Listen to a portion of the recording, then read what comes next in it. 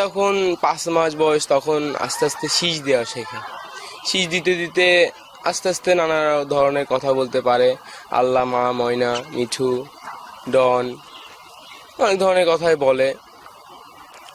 তারপরে বাইরে যখন নিয়ে বাড়াই, শহরে শহরে যাই কিংবা বাইরে স্কুলে যাই, তখন নিয়ে যাই। আস্তে আস্তে ওরা এখন আমাকে ছেড়ে কোথাও যায় না। বাইরে যখন যাই আমার কাঁধেই বসে থাকে। কোথাও গেলে পারেও আবার ডাক দিলে চলে আসে। এখন ওরা অনেক সুস্থ হয়ে আছে। ওদের বয়স এক বছর।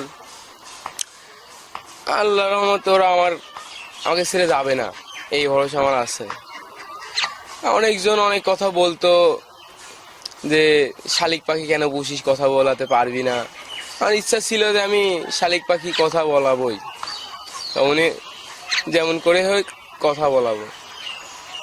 আস্তে আস্তে আমি এখন ওদের কথা বলা শিখাতে পারছি।